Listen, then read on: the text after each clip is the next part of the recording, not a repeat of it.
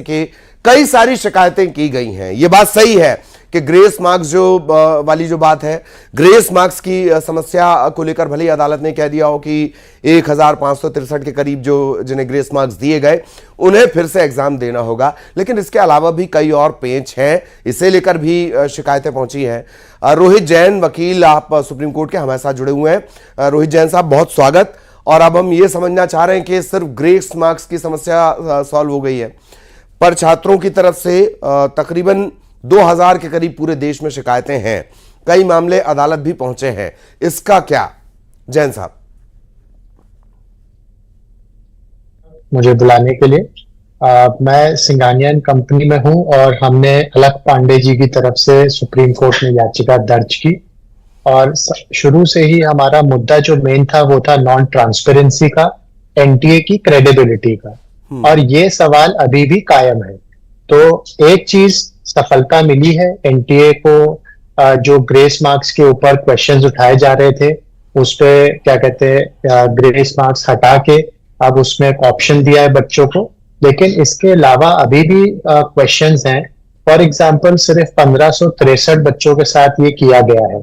जो बाकी बच्चे हैं जिनको टाइम लॉस की इशू हुआ और जो कोर्ट नहीं गए, उनका क्या हम ये प्रेसिडेंट सेट कर रहे हैं कि बच्चे हर एग्जाम के बाद कोर्ट में जाएं अपनी हर इश्यूज को लेके? तो एक ये बड़ा सवाल है। दूसरा, जो इंफॉर्मेशन बुलेटिन है उसमें लीगली कहीं प्रावधान ही नहीं है ग्रेस मार्क्स देने का, तो बिना किसी प्रावधान के ग्रेस मार्क्स कैसे दिए गए और क्या दिए जा सकते हैं कानूनी तरीके से, ये भी एक बहुत बड़ा सवाल है।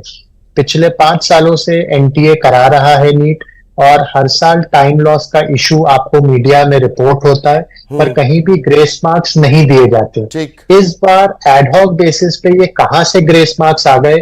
और जिसका ध्यान दीजिएगा, शुरू में बताया भी नहीं गया ग्रेस मार्क्स हैं, वो तो जब ये पॉइंट आउट हुआ कि 719 हो ही नहीं सकते तब जाके ये बात उठी।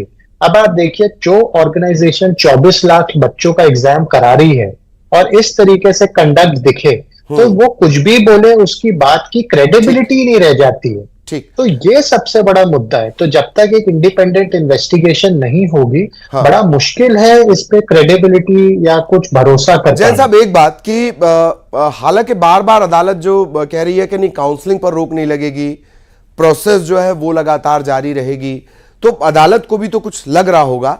और एक मेरा सवाल आपसे ये भी है कि जैसे बात कही जा रही है कि रीनीट, ये बात सही है, दरअसल इतने सारे संयोग मिल रहे हैं ना गड़बड़ियों के, ये पहली बार हो रहा है एनटीए को लेकर।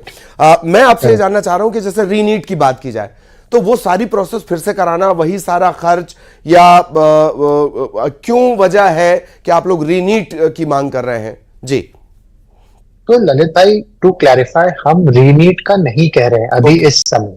ठीक, क्योंकि हम ये कह रहे हैं कि एक बार पता चले कि पूरा माजरा क्या है। पहली बार, अगर मान लीजिए सिर्फ 1563 तक ही लिमिटेड है, तो 24 लाख का पूरा रीनीट कराना, खर्चा, सब चीज क्यों की जाए? मतलब ना उसका कोई फायदा होगा ना उसका कोई पॉसिबिलिटी है।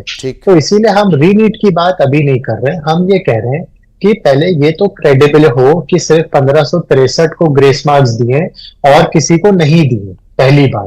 दूसरी चीज, जो एफआईआर में लीक की हुई कंप्लेंट, फिर उसके बाद कट ऑफ इतना हाई हो गया है, तो जब एकेडमिक एक्सपर्ट्स का कहना है कि क्वालिटी ऑफ पेपर सेम था, तो कट ऑफ इतना कैसे बढ़ गया?